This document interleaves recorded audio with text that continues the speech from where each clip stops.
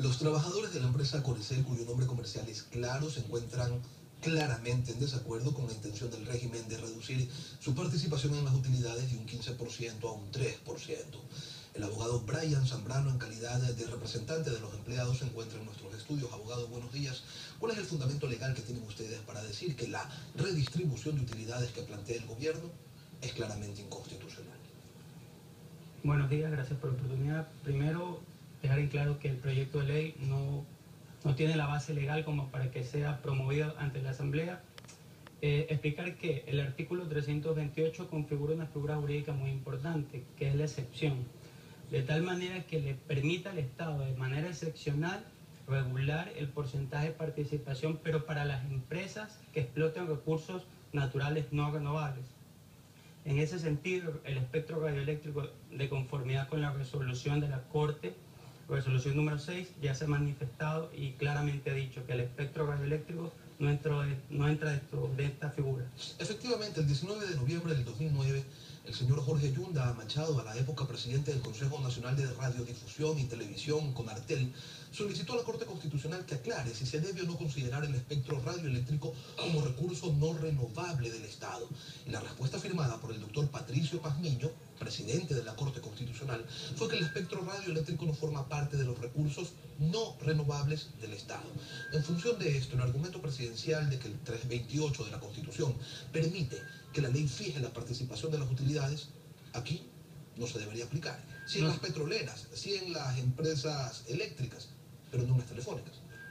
En efecto, el artículo 328, como lo acabo de mencionar, es contundente. Le da esa figura al Estado para poder participar, pero siempre y cuando las empresas exploten un recurso no renovable.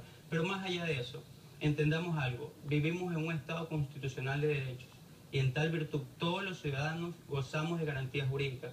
Es decir, actualmente el gobierno está indicando que es parte del bien común, es correcto, pero el artículo 85, numeral 2, dice que no se puede contravenir la Constitución por pretender un bien común. Dejar en claro también eso.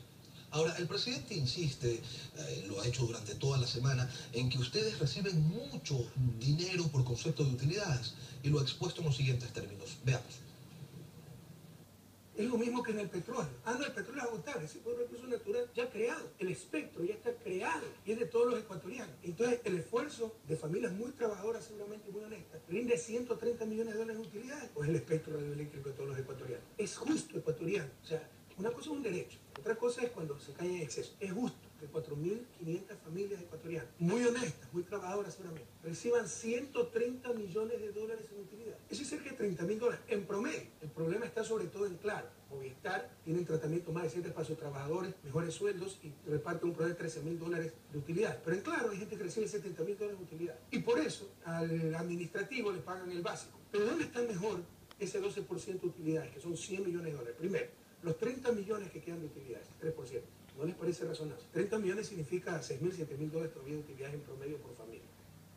De lo que dice el presidente, ustedes, los trabajadores de las empresas de telefonía, son privilegiados, que se llevan grandes ganancias gracias a un recurso que es de todos. Además, en esa entrevista señalaba que el 12% que ustedes dejarán de recibir va a servir para construir infocentros que serán de utilidad para todos los ecuatorianos. ¿Qué tienen que señalar al respecto?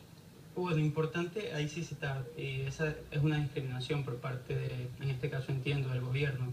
No somos una clase privilegiada, somos una clase trabajadora que tiene el privilegio de trabajar en una empresa que aporta el crecimiento del país.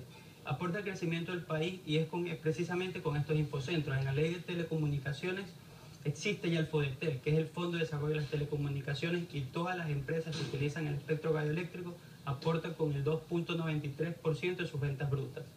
Además, ustedes han sostenido que se transgreden las garantías constitucionales contempladas en el 326 de la Constitución, donde se deja claro cuáles son los principios que sustentan el derecho al trabajo. Correcto, no solamente se transgrede esa norma, el 326 en el numeral 2, donde claramente se dice que los derechos del trabajador son irrenunciables. Cualquier estipulación en contrario será nula.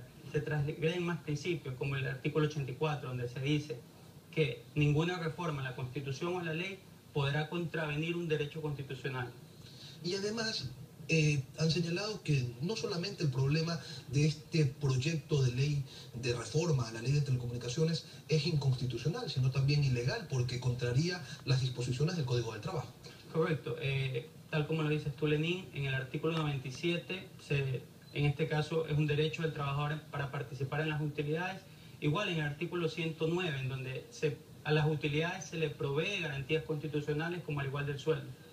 Ahora, ustedes han enviado una respetuosa y analítica carta a la presidenta de la Asamblea, con copia al presidente de la República, a algunos ministros, exponiendo toda esta situación de la que hemos hablado hoy, exponiéndola en detalle. ¿Qué pasa si no la toman en cuenta y les reducen su participación, tal como consta en el proyecto de ley? ¿Qué van a hacer? Nosotros confiamos en el gobierno, siempre ha estado en pro de los derechos del trabajador. Confiamos, creemos que el gobierno va a recapacitar y va a derogar esta medida. Con la explicación que se acaba de dar, el proyecto de ley es inconstitucional e ilegal. Confiamos en que esto no se va a dar. Igual agotaremos todas las medidas del caso.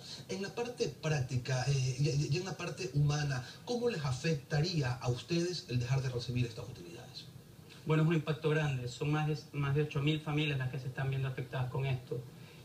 Con eso, nosotros que prevemos con la seguridad jurídica de recibir ese ingreso, esa utilidad, algunos han adquirido deudas. Hay casos en donde han salvado a la familia, la vida de sus familias, la vida de sus hijos.